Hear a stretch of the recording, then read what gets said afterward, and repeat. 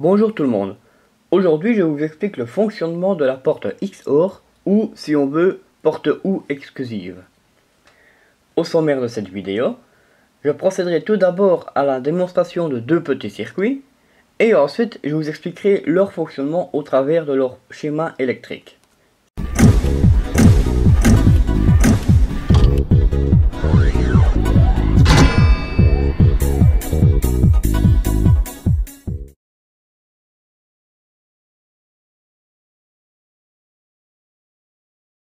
Voici la breadboard avec les deux montages implantés dessus. Nous avons un montage à gauche basé sur une puce électronique et à droite basé donc sur deux interrupteurs. Le montage de droite est, comme vous pouvez vous en douter, le montage équivalent à la porte XOR. Tandis que le montage de gauche est le montage, de la porte XOR, mais en utilisant la puce électronique renfermant 4 portes XOR.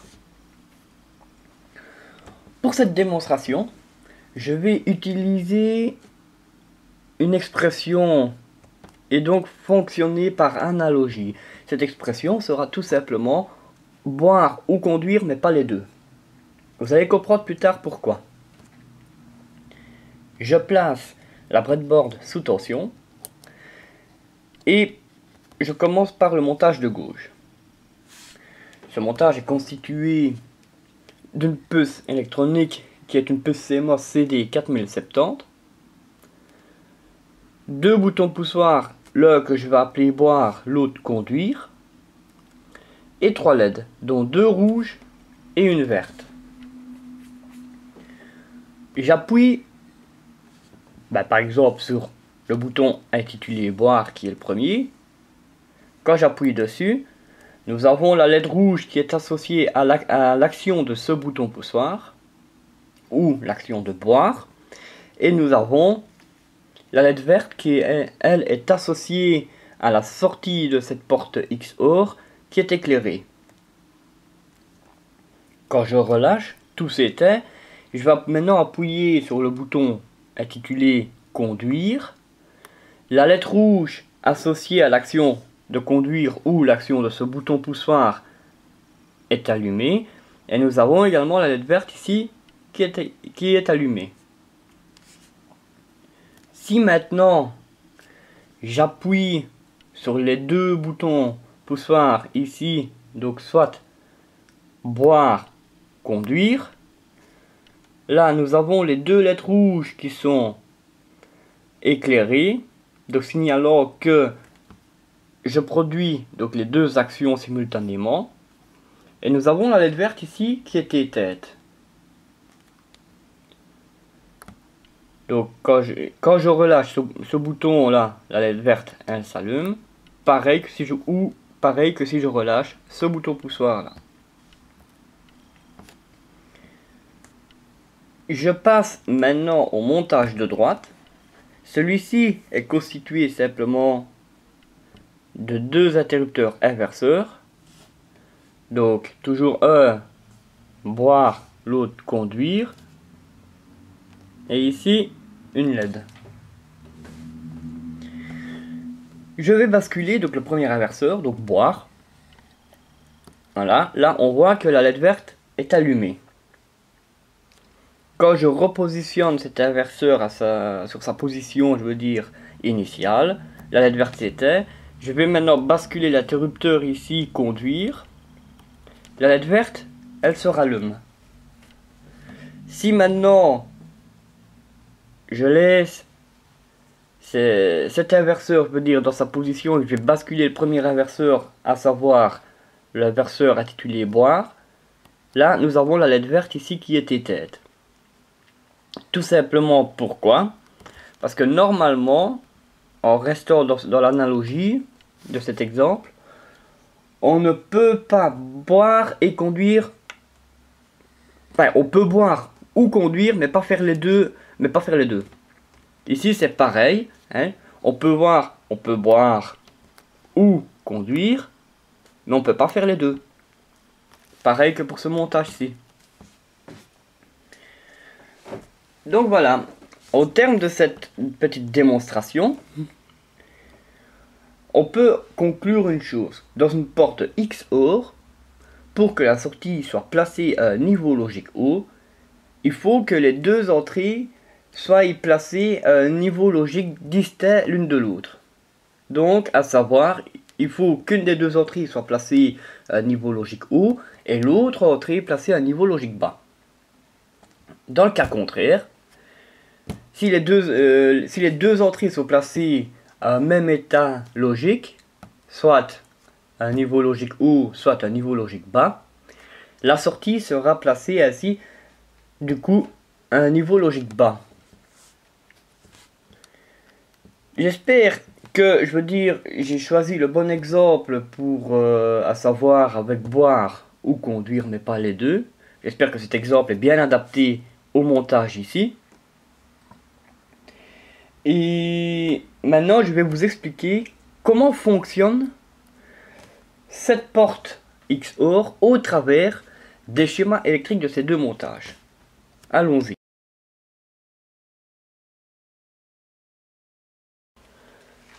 Voici le schéma électrique du premier circuit que je vous ai montré lors de la démonstration. Ce montage repose sur l'utilisation d'une porte XOR venant d'une puce CMOS CD4070. Et ce montage est constitué également de deux boutons poussoirs, trois résistances de 180 ohms qui me servent à protéger mes 3 diodes LED, et deux résistances de 10 kΩ montées en pull-down au niveau des deux entrées de cette porte logique. Partons déjà sur le fait qu'aucun des deux boutons poussoirs ne sont appuyés. Là, nous avons nos deux lettres rouges qui sont éteintes, témoignant que les deux entrées ici sont placées à un niveau logique bas. En porte XOR, les deux entrées placées à un niveau logique bas, à la même image que la porte OU, la sortie est également placée à un niveau logique bas, ne permettant pas au signal de démarrer et venir traverser la LED, ce qui fait que celle-ci restera éteinte. Si maintenant j'appuie sur un des deux boutons poussoirs, donc boire ou conduire, donc si j'appuie sur admettons sur le premier bouton poussoir, la lettre rouge ici associée à l'action de ce bouton poussoir sera allumée, témoignant que maintenant nous avons la première entrée de la porte logique placée à un niveau logique haut. Du coup, on se retrouve avec une des deux entrées placées à un niveau logique haut, à la même image que la porte OU. Pour une porte XOR, nous aurons ainsi la sortie placée également maintenant à un niveau logique haut, permettant un signal de démarrer de sa sortie pour venir traverser notre diode LED qui se situe ici, et donc celle-ci sera allumée. Si maintenant je relâche ce bouton, donc plus aucun signal ne parviendra au niveau de l'entrée ici, et donc là la LED va s'éteindre. Et si j'appuie sur le second bouton poussoir ici, là nous aurons maintenant la LED rouge qui sera ici allumée, témoignant que c'est cette entrée ici maintenant qui sera placée à un niveau logique haut. Et également, comme pour le premier bouton poussoir, nous avons une des deux entrées placée à un niveau logique haut, donc la deuxième maintenant, ce qui fait qu'en sortie nous aurons également un niveau logique haut, et donc un signal pourra toujours démarrer et traverser cette LED, ce qui fera que celle-ci sera également allumée. Si maintenant je laisse appuyer ce bouton poussoir et que j'appuie en même temps sur le premier bouton poussoir, là nous aurons et cette LED rouge ci et celle-ci allumée, témoignant que maintenant ce sont les deux entrées ici placées à un niveau logique haut.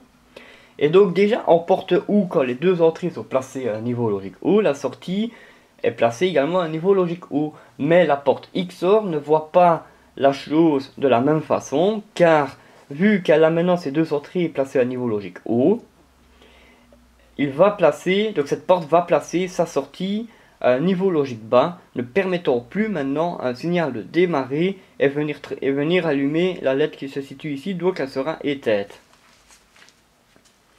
Donc, comme nous avons pu voir, initialement, donc quand les deux boutons sont relâchés, la lettre verte ici est éteinte, mais quand les deux boutons sont appuyés en même temps, la lettre verte est également éteinte. Il faut que pour que cette LED s'allume, il faut qu'une des deux entrées soit placée à un niveau logique haut et l'autre à un niveau logique bas, pour que la LED puisse s'allumer. J'ai bien entendu donc les entrées inutilisées qui se situent au niveau des broches 5, 6, 8, 9, 12 et 13. Je les ai raccordées au négatif de l'alimentation. Voici le schéma équivalent de la porte XOR. Ce montage est très simple car il demande très peu de composants, à savoir nous avons besoin de 2 interrupteurs inverseurs, une résistance, une LED et c'est tout. Dans le cas maintenant que je ne bascule aucun des 2 inverseurs, donc qui sont dans cette position là, le courant, il va démarrer, arriver sur la bande commune du premier inverseur, traverser le contact ici et venir jusqu'ici, mais il ne sera pas aller plus loin car il n'y a pas de contact entre les 2 bornes ici car l'inverseur est positionné dans cette position là, ce qui fait aucun signal, aucun courant ne pourra circuler au travers de la résistance ainsi que de la LED et donc celle-ci sera éteinte. Je vais maintenant basculer le premier inverseur. Donc au lieu qu'il soit mis dans cette position, on va imaginer maintenant qu'il est positionné ainsi. Le courant lui il va arriver au niveau de la bande commune de cet inverseur.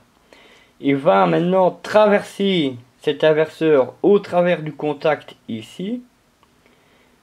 Arriver ici, traverser cet inverseur également par ce contact là et pouvoir traverser la résistance et la LED pour rejoindre le pôle inverse de l'alimentation et cette LED sera maintenant allumée. Quand je repositionne cet inverseur dans sa position initiale, donc je l'avais mis comme ça, je le replace maintenant dans cette position ici et que je place ce deuxième inverseur dans son autre position, donc on imagine que maintenant le contact il se fait ici.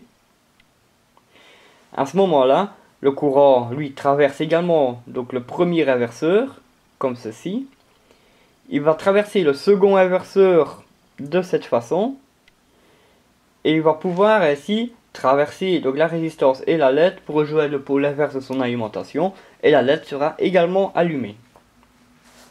Si maintenant je laisse donc ce second inverseur ici dans cette position là, hein, donc on imagine qu'il n'y a toujours pas contact ici mais que le contact se fait ici, et que je bascule le premier inverseur, donc au lieu d'avoir le contact là, j'établis le contact ici. Ce qui va se passer, maintenant le courant lui, il va traverser le premier inverseur donc par le contact ici, mais il ne sera pas allé plus loin car vu que on a placé l'inverseur dans la position comme ça ici, il n'y a plus contact, donc le courant est bloqué ici. Il n'y a même pas de circulation de courant vu que le courant ne s'est pas formé sa boucle, ce qui fait que aucun courant ne pourra traverser et la résistance et la LED pour rejoindre le pôle inverse de l'alimentation, ce qui fait que celle-ci sera éteinte. Voici la table de vérité de la porte XOR. Dans une porte XOR, on retrouve minimum 2 entrées et une sortie. Je pars sur le principe que nous avons 2 entrées. Nous avons une entrée A et une entrée B et une sortie. Comme nous pouvons voir dans ce tableau, si les 2 entrées sont placées à un niveau logique bas, la sortie est également placée à un niveau logique bas. Si l'entrée A est placée à un niveau logique haut et l'entrée B à un niveau logique bas, nous aurons une sortie placée maintenant à un niveau logique haut. Si l'entrée A est placée à un niveau logique bas et l'entrée B à un niveau logique haut, la sortie sera également placée à un niveau logique haut. Et si maintenant les deux entrées sont placées à un niveau logique haut, la sortie va basculer pour se retrouver placée à un niveau logique bas. Donc, au travers de ce tableau, on peut plus facilement maintenant voir que pour que la sortie soit placée à un niveau logique haut, il faut que les deux entrées soient placées à un niveau différent l'une de l'autre.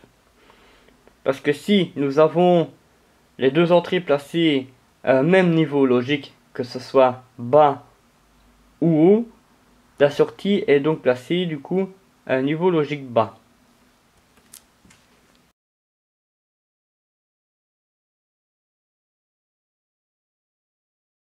Alors voilà pour ce qui est de la porte XOR. Lors de cette vidéo, nous avons pu voir par analogie de l'exemple boire ou conduire mais pas les deux, que pour que la sortie d'une porte XOR, que pour que sa sortie soit placée à un niveau logique haut, il faut que les deux entrées soient placées à un niveau logique distinct l'une de l'autre. Car si nous avons les deux entrées placées à un même niveau logique, la sortie bascule ainsi à un niveau logique bas. Si jamais il y a quelque chose que vous n'ayez pas bien compris, n'hésitez pas à me le faire savoir dans les commentaires. Mais avant de conclure cette vidéo, je voulais vous partager un petit bonus, une petite aventure qui m'est arrivée. Ceci concerne, entre autres, les composants électroniques. Plus tôt dans la vidéo, je vous avais proposé une vidéo concernant les afficheurs à LED 7 segments. Lors de cette vidéo, je vous ai expliqué qu'on pouvait retrouver divers formats, à savoir ici les simples digits. On peut avoir des doubles, des triples digits, même des quadruples digits. On peut même également avoir des afficheurs à LED, comme ici des rouges. On peut avoir des verts, des bleus, des oranges, plusieurs couleurs. Comme pour, de toute façon, ce sont des simples diodes LED dedans, donc on peut avoir diverses couleurs. Donc, mon aventure était celle-ci. Je suis en train de réaliser une réalisation électronique. Et pour cette réalisation, j'avais besoin justement d'un afficheur, ainsi. Et donc, chez mon fournisseur, c'est sur commande qu'on peut les avoir. Donc, je vais chez mon fournisseur, je lance la commande. Et entre temps, mon fournisseur me téléphone pour me dire que ma commande est arrivée. Donc, ni deux, je fonce chez lui pour aller chercher mon afficheur. Et moi, je m'attendais à un petit afficheur ainsi. La taille d'un dé, quoi. Imaginez ma tête quand j'ai vu arriver sur le comptoir le molosse que voici, quoi. Là, c'est même plus un petit dé comme ça. C'est un pavé, toute une dalle, quoi. On voit que nous avons les broches ici et ici. Donc de chaque côté, nous avons 5 broches. Et ce petit bonus, tout ça pour vous montrer que tant en format, simple, double ou triple digit, les afficheurs peuvent varier également en taille. Parce que on voit, ça c'est le format que j'utilise d'habitude. Ce format ne remplit même pas le petit carré gris qu'on trouve ici, quoi. Et donc, j'ai eu droit à cette dalle là. Tout simplement parce que lors de ma commande, je me suis trompé. Parce que en mesure, quand on mesure un afficheur, on le mesure en millimètres. Ici, c'est 10 mm. Et lors de ma commande, je me suis trompé. J'ai demandé à 100 mm. Et le 100 mm, je l'ai, quoi. Ça, voilà. Peu mal de ne pas passer inaperçu, celui-là. Et donc, justement, je ne sais pas trop bien quoi en faire, mais c'est pas perdu parce qu'il peut intégrer une application. Et justement, via cette vidéo, je vous fais la demande de qu'est-ce que vous voyez comme application avec ce type d'afficheur à LED 7 segments.